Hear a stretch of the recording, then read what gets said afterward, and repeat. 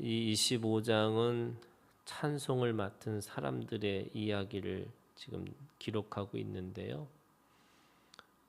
이 역대기의 이 기자, 그러니까 이 역사를 기록한 사람의 입장은 성전 중심이에요. 그러니까 유다와 그 성전을 중심으로 하는 기록을 그 역사를 기록한 말씀이 이 역대상하라고 할 수 있죠. 그런 의미에서 가장 중요한 가장 중심에 있는 것이 뭐냐면 바로 성전이고, 그 성전에서 일을 하는 사람들, 특별히 오늘 이 성전에서 찬송을 부르는 사람들의 이야기를 기록하고 있어요.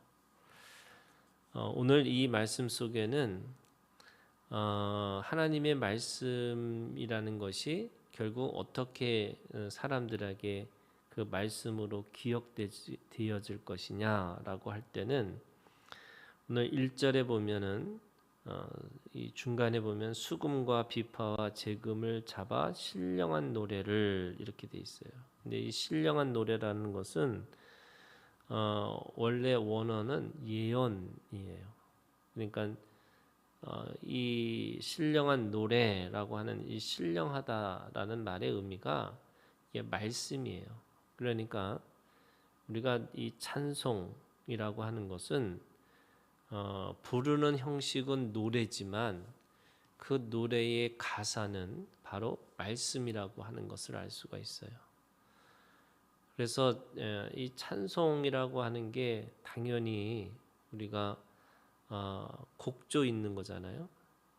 지금 수금과 비파와 재금이라고 하는 그 악기를 통해서 이 곡조 있는 노래의 형식을 가지고 있는 거죠. 그런데 가장 중요한 건 뭐냐? 이 찬양에서, 이 찬송에서 가장 중요한 것은 사실은 가사인 거예요. 왜 가사가 중요하냐? 뭘 노래하느냐는 거죠. 그러니까 수많은 노래가 있지만 그 노래의 가사가 바로 말씀이라는 거죠. 그래서 말씀을 곡조 있는 이 노래의 형식을 따라서 부르는 게 찬송이라고 하는 것을 알 수가 있어요. 그리고 그 찬송이라고 하는 것은 말씀을 되새김질하고 있는 거죠. 그 말씀을 곡조 있는 노래의 형식을 가지고 지금 수금과 비파와 재금이라고 하는 그 음을 내는 도구를 가지고 하나님을 노래하고 있는 겁니다. 그래서 신령한 노래라는 말의 의미는 이 바로 예언 또는 말씀을 다시 리바이벌하는 거죠.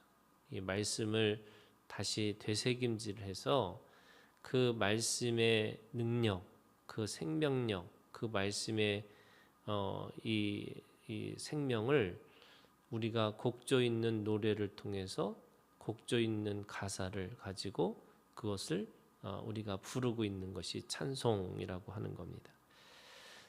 그래서 그런 의미에서 이 신령한 노래라고 하는 것은 오늘 말씀에 보면은 그 노래라는 것이 어떤 의미를 갖냐? 3절에 있는 말씀에 보면 수금을 잡아 신령한 노래를 하며 여호와께 감사하며 찬양하며, 이렇게 돼 있어요. 그러니까 지금 그 노래를 어떻게 하느냐라고 했을 때에 가장 중요한 태도라고 하는 것이 뭐냐면, 우리가 찬송을 부르면서 말씀을 되새김질하는 거잖아요. 거기에 뭐가 있냐면 감사가 있어요. 이 감사라고 하는 말 속에는 이 감사와 이 감격과 감동이라는 것이 있는 거죠. 그냥 하나님의 말씀을 우리가 그냥 입술로 이 되새김질하는 것처럼 보이지만 그 모든 말씀 속에는 하나님의 속성이 들어있는 거잖아요. 이 말씀 속에는 하나님의 사랑이 있어요. 그리고 그 말씀 속에는 하나님의 사랑 속에서 나타나는 그 하나님이 우리에게 주시는 은혜가 있는 거죠. 그 사랑 속에서 주시는 생명력, 이것이 은혜라고 할 수 있어요. 그리고 그 은혜 속에는 오늘 나에게 주시는 아주 실제적이고 구체적인 하나님의 우리의 구원하심이 그 안에 있는 거죠. 그래서 우리가 말씀 속에는 뭐가 있냐? 하나님의 사랑과 그 사랑의 은혜와 그 사랑의 은혜 속에서 주시는 하나님의 우리의 구원하심이 있는 거죠. 그것을 우리가 말씀을 되새김질 할 때마다 우리가 그 안에서 감사하고 감격하고 그 안에서 감동을 받는 거죠. 그런 의미에서 이 그냥 아무런 그냥 의미도 없이 그냥 이 중원부원하는 것처럼 말씀을 되새김질하고 그거를 계속 반복하고 있는 것이 아니라 그 가사 하나하나 속에서 하나님이 주시는 사랑과 그 은혜와 그 구원을 경험하기 때문에 우리가 그 노래를 부를 때마다 그것이 우리에게 참된 이 감사의 찬양이 있는 거죠. 그래서 찬양은 기본적으로 어떤 태도를 가지고 있냐면 바로 이 감사의 의미를 가지고 있다라고 할 수가 있습니다. 이 감사의 노래를 하는데 두 번째는요. 오늘 보니까 6절에 이렇게 되어 있습니다. 재금과 비파와 수금을 잡아 여호와의 전에서 노래하여 하나님의 전을 섬겼으며 그 아삭과 여둔눈과 헤만의 왕의 주의 아래 있었으니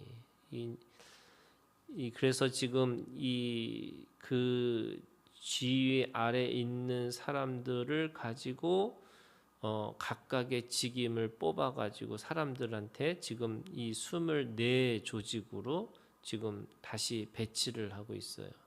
근데 여기서 이 모양은 어떤 모양이냐면 군대 조직과 같은 거예요. 그러니까 24 반열로 각각의 그들이 어떻게 노래하고 어떻게 할 것인지 그 사람들이 누군지를 쭉 뽑아서 이야기를 했잖아요. 근데 여기서 말씀하고 있는 것 중에 하나가 찬양이라고 하는 것은 결코 혼자 부르는 노래가 아니죠. 함께 부르는 찬양이에요. 그러면 하나님의 사랑과 하나님의 은혜와 하나님의 구원하심이라는 것이 오늘 다 개별적으로 하나님 앞에 주시는 그 사랑과 은혜와 구원하심을 경험하는 것도 있지만 각각의 사람들이 모여서 한 목소리로 함께 부르는 공동체의 노래예요. 왜 공동체의 노래가 중요하냐면 이 예배라고 하는 것은 개별적으로 개인적으로 이게 예배하는 것이 아니라 우리가 함께 부르고 함께 찬양하는 것에 의미가 있는 거죠. 그런 의미에서 이 찬양이라고 하는 말씀의 되새김질이라는 것은 결국에는 오늘 우리가 함께 이 노래함으로 인해서 함께 그거를 하나님 앞에 경험하고 살아가는 거죠. 그게 지금 찬양의 의미가 있는 겁니다. 찬양이라고 하는 것은 혼자 부르는 노래가 아니라 함께 부르는 찬양이다. 그런 의미에서 그 모든 것들이 지휘자가 있는 거죠. 오늘 이 지휘자가 얼마냐면 7절에 보니까 그들과 모든 형제 곧 여호와의 찬송하기를 배워 익숙한 자의 수요가 288명이다. 이렇게 되어 있습니다. 그러니까 288명이라고 하는 이 지휘자의 이 소리를 통해서 함께 부르는 노래가 찬송이라고 하는 거죠. 그래서 하나님의 사랑, 은혜, 구원 이것이 오늘 우리에게 감사의 찬양이면서 동시에 함께 부르는 공동체의 노래라고 할 수가 있는 겁니다.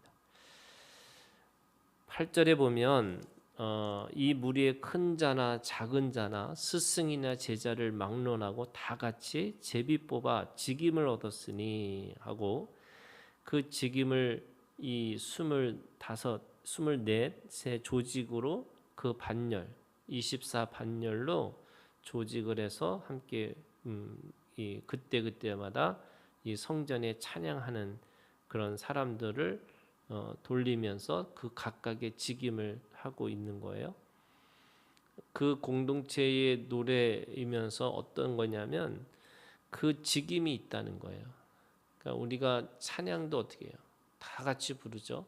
그럼에도 불구하고 그 찬양을 맡은 직임자들이 있다는 거예요. 그러니까 모든 게 하나님의 은혜로 우리가 기도도 하고 전도도 하고 찬양도 하지만 또 거기에 특별한 직임을 갖고 있는 특별한 그 은사를 갖고 있는 것이 있는 거죠. 그러면 그들이 부르는 거죠. 그러니까 우리가 하나님의 말씀을 되새김질하고 그렇게 하는 것도 있지만 거기에 직임으로 특별한 그 일을 감당하는 사람들이 있을 거다. 그리고 그 사람들이 그 일을 감당하고 살아가는 거죠.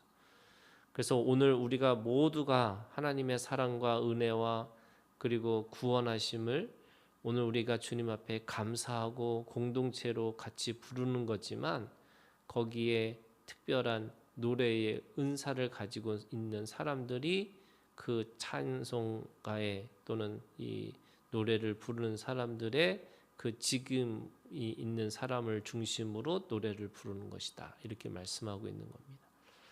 그래서 오늘 우리가 하나님 앞에 이 노래가 또 은사죠. 그 노래를 가지고 하나님 앞에 자기의 하나님의 은사를 감당하는 사람들이 있다라고 말씀하고 있는 겁니다. 오늘 우리가 주님 안에서 이 곡조 있는 말씀으로 우리가 부를 때마다 그 감사와 또 함께 부르는 공동체와 그리고 그 속에 또 은사자들이 우리를 향해서 함께 섬기는 것이 있다라는 것을 기억하시고 오늘 우리가 하나님 앞에 예배자로 살아가는 오늘 우리가 되기를 주님의 이름으로 축원합니다.